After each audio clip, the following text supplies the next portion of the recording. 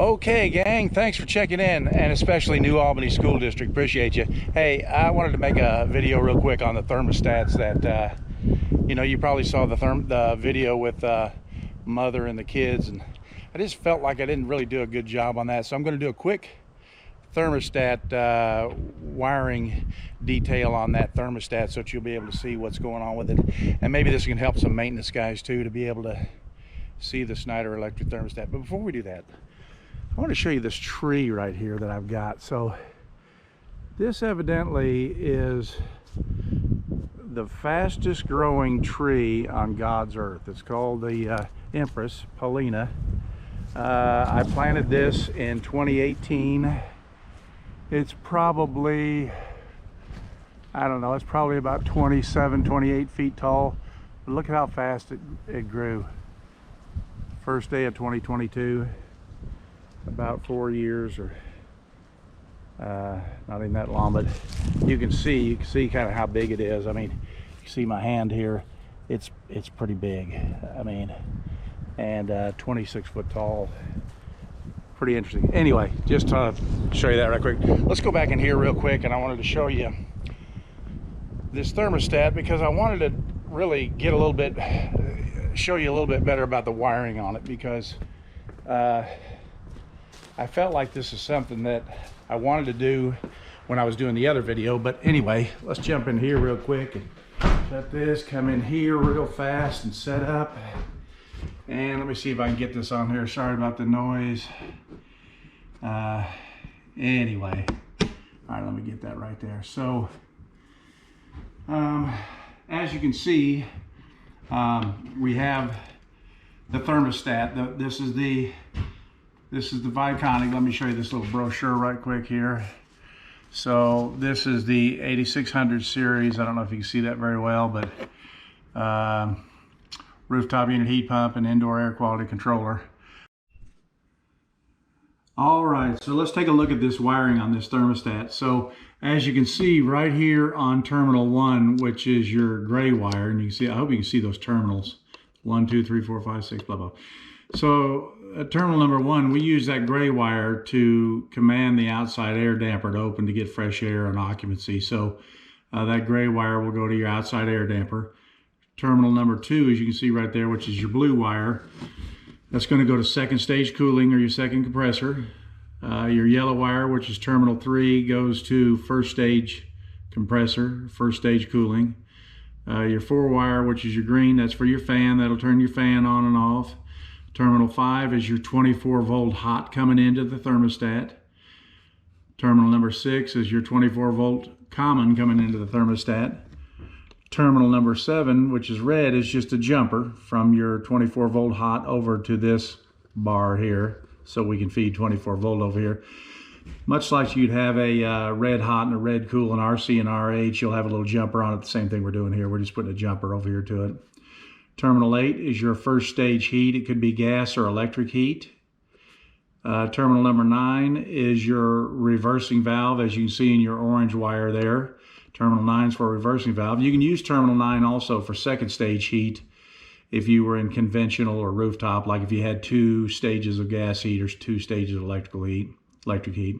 So terminal 10 is what this is the output from a CO2 sensor that's going to go to the outside air damper also to open up some outside air so that we can get some fresh air in the room so that the CO2 sensor can work through it. I'll explain that in just a minute. Terminal number 12, we don't have nothing on 11. We use that for 0 to 10 VDC output also for various things, but we normally don't use it, so I don't have anything on it right now. Terminal 12, that's for your dehumidification. I don't know if you can see it, that black wire, but terminal 12, dehumidification, that's what we use to fire dehumidification. When it gets too humid in the room, we'll fire that point and get the humidity down. Right over here, down here at the bottom left, terminals 13 and 14, this is your communication. This is what I was talking about with mother and her kids. She communicates to this thermostat via these 2 wires on terminal 13 and 14. In BACnet, these wires are polarity sensitive, which means that if you hook up your white wire in terminal 13, you need to do that to every one of these stats. Black wire to 14, so that your communication is the same, because if not, you'll bring the communication bus down, and it ain't no fun. We do it all the time, sometimes by accident, but no fun to find it. You got to go and try to find out who flipped the wire around, you know, or whatever, blah, blah, blah.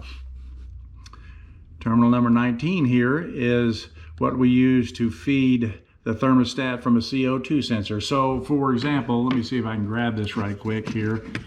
So this is a Bard sensor, and as you can see, this is the front to it, and this would just go, you know, in here and set up next to that. But anyway, this is the CO2 sensor.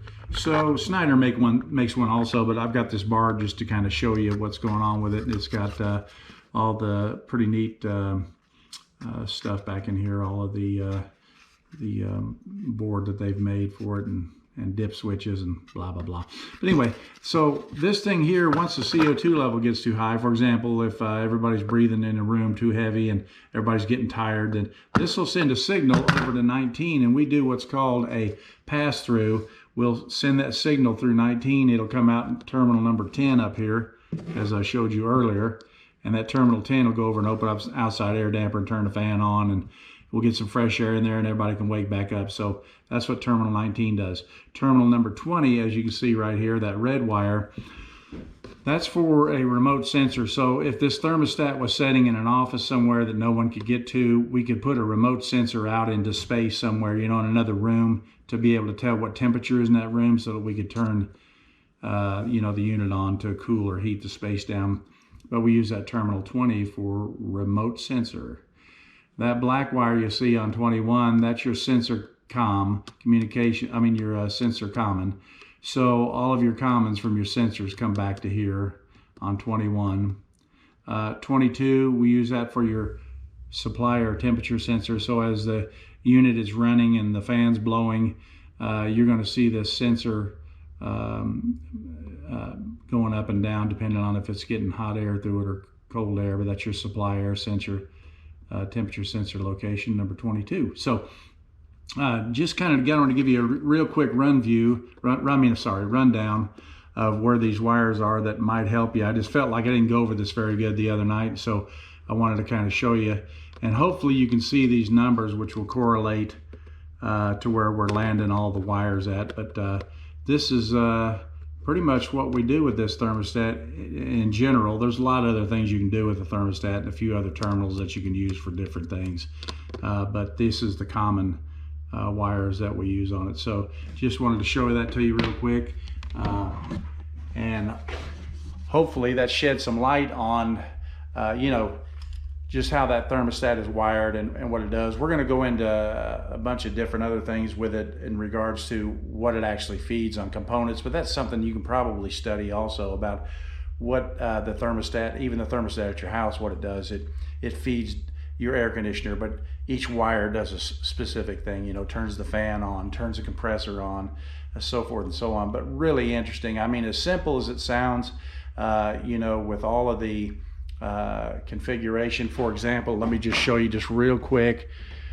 So this, of course, is the Viconic, and that we use, and you've seen this in many videos.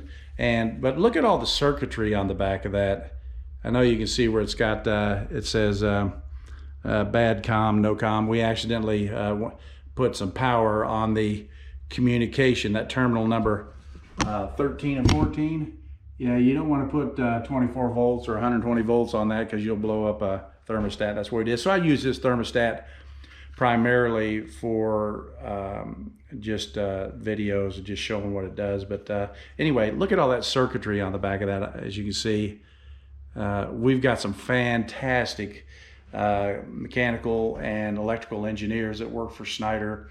And I'm not saying that they put this together, because the machine probably did, but they've got the minds to be able to you know what they need to do and how to configure and do stuff and put stuff together. And that's the neat thing about being an engineer. You can make things, do things, and then I get to install them and watch them work. How fantastic is that? So anyway, just wanted to show you that. Hey, listen, I appreciate you watching.